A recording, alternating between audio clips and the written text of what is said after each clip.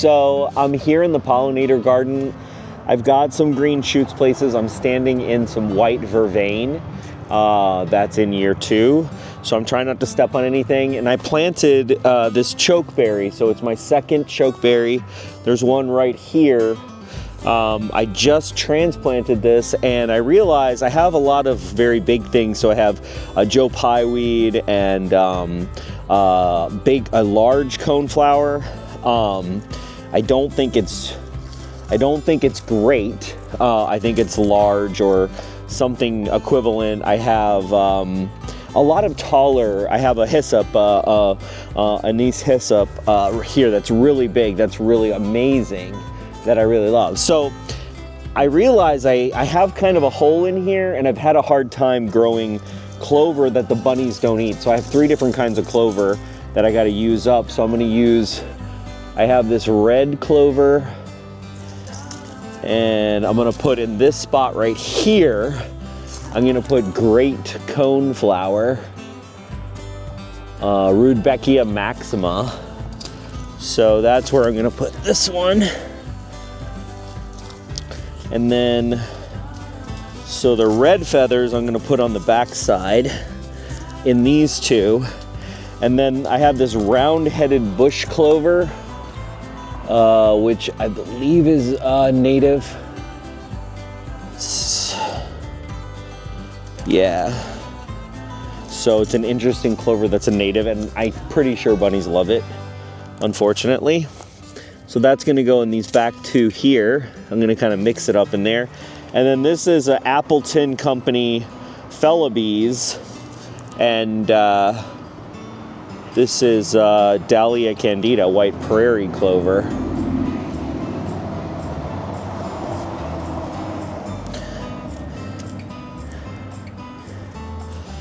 So I'm gonna sow these in and water them and then put some straw on them and just leave the cages so that I can remember where they are and I can protect the early ones from bunnies. I'm sure I'm gonna put all these here, by the way, not the Great Coneflower, but everything else, the clover. I'm just putting it here to feed bunnies at this point. So I hope it goes better than that, because yeah, here we are.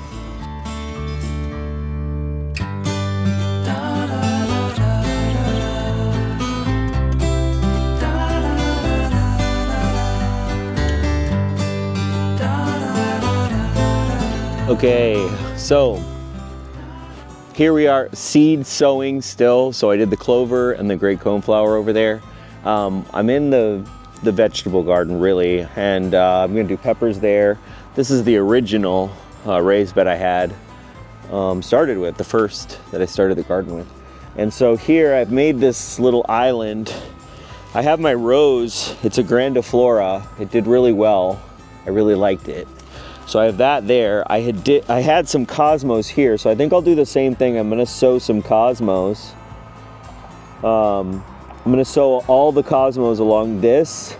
I'm gonna put and then I'm gonna use this area for kind of in the middle for the dahlias, the dinner plate dahlia, and there's another like pom-pom dahlia. I think I'll do the pom-pom colorful dahlia right on the corner and get the support structures ready for it.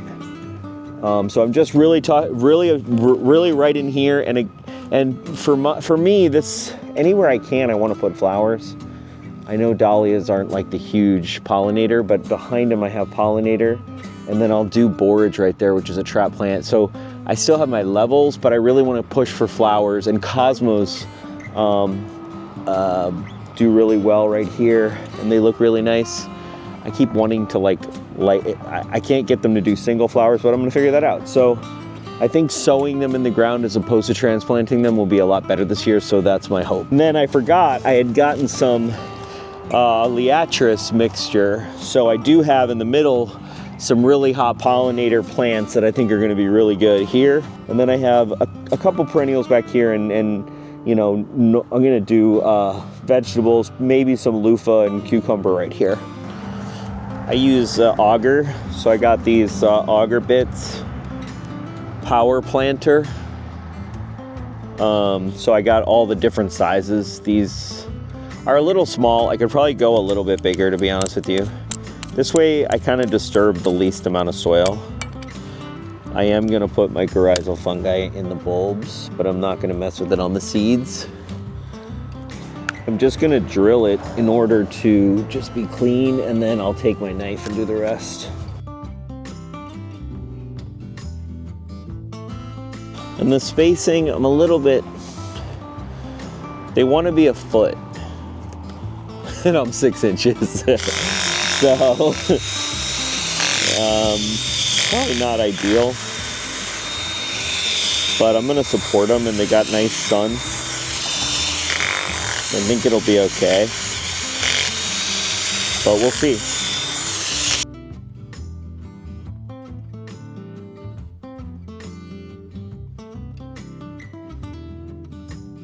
Okay, so I got all the pieces. This is organic fertilizer. I mixed it with some compost, some biochar. I'm gonna put this in the bulbs on all of them. And then I have this mycorrhizal fungi I'm gonna put with the bulbs.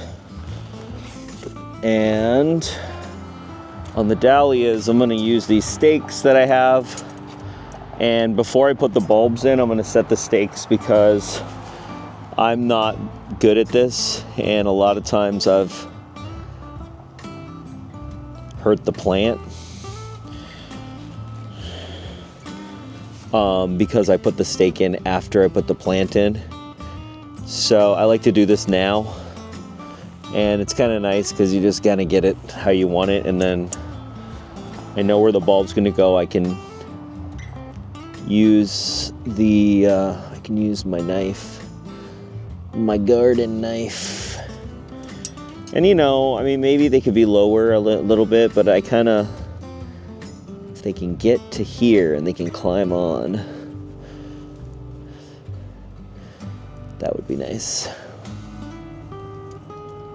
I got to take a picture of what I'm doing, because I find that just taking a picture of the labels is half the battle.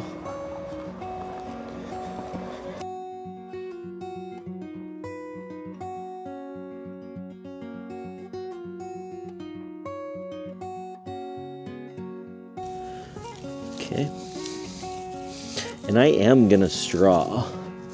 I'm gonna water first, then I'm gonna straw again, then I'm gonna water. Actually, no, it doesn't need a lot of water. The reason why I'm not really watering that heavily is because we've had so much water that it's almost pointless.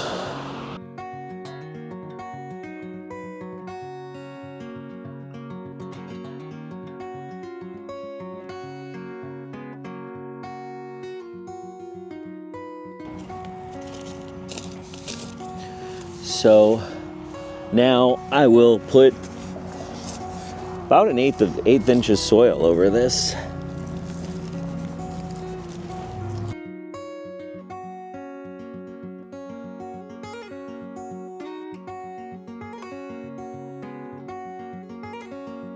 Last but not least, and I'll probably,